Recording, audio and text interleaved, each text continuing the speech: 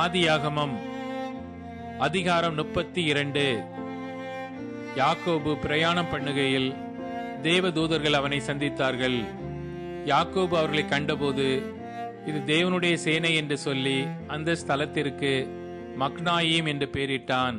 பின்பு யாக்கோபு ஏதோம் சீமையாகிய சேயீர் தேசத்தில் இருக்கிற தன் சகோதரனாகிய ஏசாவினிடத்திற்கு போகும்படி ஆட்களை அழைப்பித்து, நீங்கள் என் ஆண்டவனாகிய ஏசாவினிடத்திற்கு போய், நான் இதுவரைக்கும் லாபானிடத்தில் தங்கியிருந்தேன் என்றும், எனக்கு எருதுகளும் கழுதைகளும் ஆடுகளும் வேலைக்காரரும் வேலைக்காரிகளும் உண்டென்றும், உம்முடைய கண்களில் எனக்கு தயவு கிடைக்கத்தக்கதாக ஆண்டவனாகிய உமக்கு இதை அறிவிக்கும்படி ஆட்களை அனுப்பினேன் என்றும் உம்முடைய தாசனாகிய யாக்கோபு சொல்லச் சொன்னான் என்று சொல்லும்படி கட்டளை கொடுத்து தனக்கு முன்னாக அவர்களை அனுப்பினான்.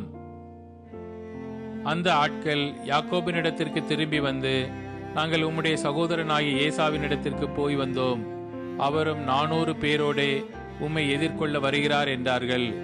அப்பொழுது யாக்கோபு மிகவும் பயந்து வியாகுலப்பட்டு தன்னிடத்தில் இருந்த ஜனங்களையும் ஆடு மாடுகளையும் ஒட்டகங்களையும் 2 பகுதியாக பிரித்து, ஏசா ஒரு பகுதியின் மேல் விழுந்து அதை முறிய அடித்தாலும் மற்ற பகுதி தப்பித்து கொள்ள இடமுண்டு என்றான். பின்பு யாக்கோபு தன் தகப்பனாகிய ஆபிரகாமின் தேவனும் தன் தகப்பனாகிய ஈசாக்கின் தேவனுமாய் இருக்கிறவரே, உன் தேசத்துக்கும் உன் இனத்தாரிடத்திற்கும் திரும்பிப்போ, உனக்கு நன்மை செய்வேன் என்று என்னுடனே சொல்லியிருக்கிற கர்த்தாவே, அடியேனுக்கு தேவரீர் காண்பித்த எல்லா தயவுக்கும் எல்லா சத்தியத்துக்கும் நான் எவ்வளவேனும் பாத்திரன் அல்ல. நான் கோலும் கையுமாய் இந்த யோர்தானை கடந்து போனேன். இப்பொழுது இவ்விரண்டு பரிவாரங்களை உடையவனானேன். என் சகோதரனாகிய ஏசாவின் கைக்கு என்னை தப்புவியும். அவன் வந்து என்னையும் பிள்ளைகளையும் தாய்மார்களையும் முறி அடிப்பான் என்று அவனுக்கு நான் பயந்திருக்கிறேன். தேவரீரோ, நான் உனக்கு மெய்யாகவே நன்மை செய்து உன் சந்ததியை எண்ணி முடியாத கடற்கரை மணலைப் போல மிகவும் பெருக பண்ணுவேன் என்று சொன்னீரே என்றான்.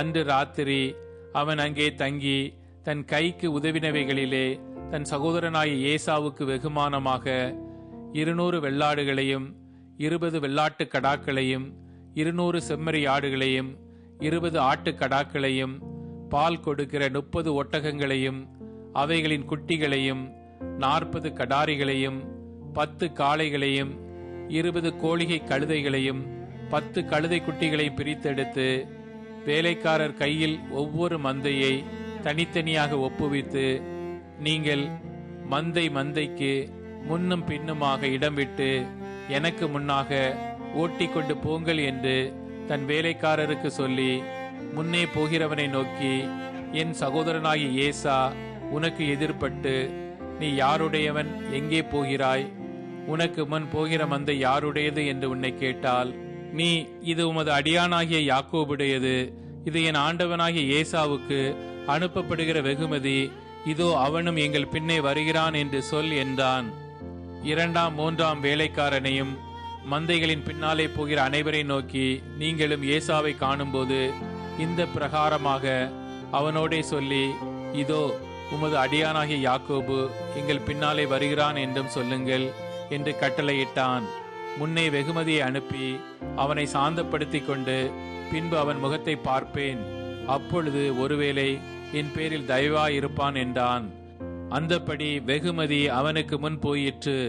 அவனோ அன்று ராத்திரி பாளையத்திலே தங்கி